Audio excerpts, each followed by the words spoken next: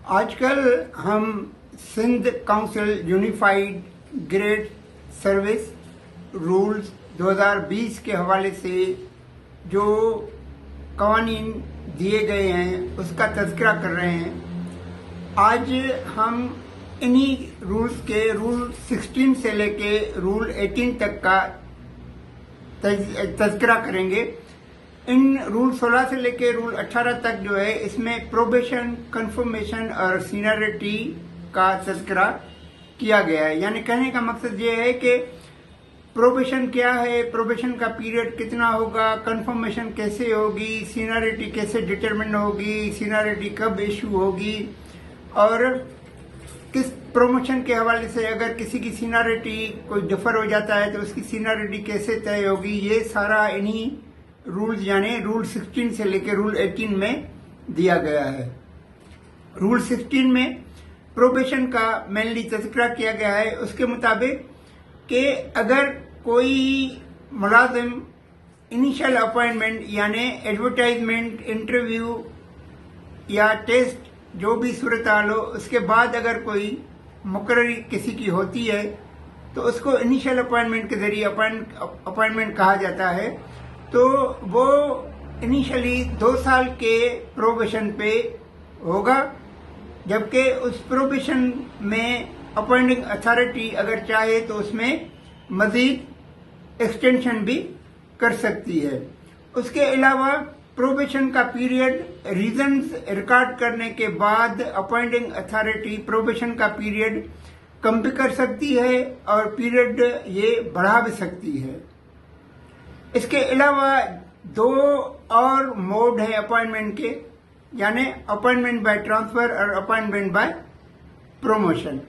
जैसे पहले वीडियोस में मैंने ये तज़किरा किया था कि अपॉइंटमेंट के 3 मोड हैं। एक इनिशियल अपॉइंटमेंट, दूसरा अपॉइंटमेंट बाय प्रमोशन और तीसरा अपॉइंटमेंट बाय ट्रांसफर। तो अपॉइंटमेंट बाय प्रमोशन जब किसी की होगी यानी एक ग्रेड से वो प्रमोट हो गए अगले ग्रेड में उसकी अपॉइंटमेंट होगी तो वो भी 1 साल के प्रोबेशन पे रहेगा। इसके अलावा जो एक ओहदे से अपॉइंटमेंट बाय ट्रांसफर के जरिए किसी दूसरे ओहदे पे जाके या किसी दूसरे ओहदे पे उसकी अपॉइंटमेंट होती है तो वो भी 1 साल के प्रोबेशन पे रहेगा। जहां ये बात वाज़ेह करता चलूं कि इन्हीं रूल्स में ये दिया गया है कि एक ब्रांच का मुलाजिम जो है वो दूसरी ब्रांच में नहीं जा सकता। ये बिल्कुल वाज़ेह इन रूल्स में लिखा हुआ है। रूल 18 में मेनली सीनियरिटी का तज़किरा किया गया है। इसमें ये कहा गया है कि अपॉइंटिंग अथॉरिटी हर साल के जनवरी के महीने में सीनियरिटी लिस्ट इशू करेगी। उसके अलावा ये करना है कि पहले seniority list, final seniority list issue होने से पहले प्रोविजनल सीनियरिटी लिस्ट इशू की जाती है। यानी प्रोविजनल सीनियरिटी लिस्ट मेनली दिसंबर के महीने में इशू करनी है ताकि जो भी उस पर ऑब्जेक्शन वगैरह आ जाएं तो उसको अपॉइंटिंग अथॉरिटी फाइनल करके और अगले साल जनवरी में जो फाइनल सीनियरिटी लिस्ट होगी उस पे टाइम के मुताबिक वो appointing authority seniority list issue कर ले, चाहे वो नई सीनियरिटी लिस्ट हो या रिवाइज्ड सीनियरिटी लिस्ट हो।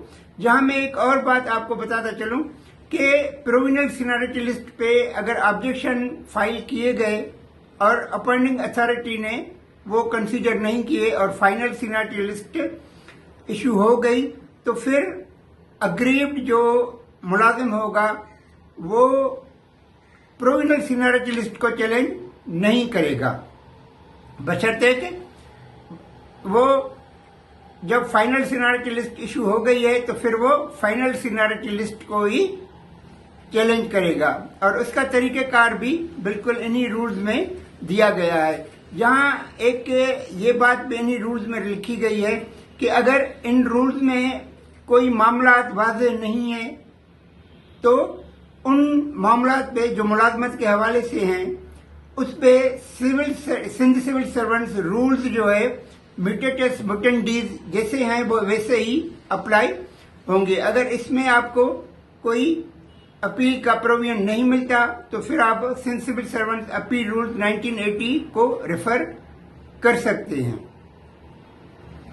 इसके अलावा प्रमोशन के बाद अगर एक ग्रेड लोअर ग्रेड से अपर ग्रेड में कोई प्रमोट हो जाता है तो वो वही सीनियरिटी अपनी लोअर ग्रेड वाली अपने अगले ग्रेड में भी रिटेन कर लेगा। उम्मीद है कि ये जो प्रोविजन मैंने आपके सामने रखे हैं ये वाज़ेह हो गए होंगे, और मजीद अगर आपको कोई वजाहत वगैरह चाहिए तो मैं आपको रिक्वेस्ट करूंगा कि आप इन रूल्स का मुताला कर लें, तो ये कवानीन जो है या कानूनी नुकात जो हैं वो और ज्यादा वाज़ेह हो जाएंगे।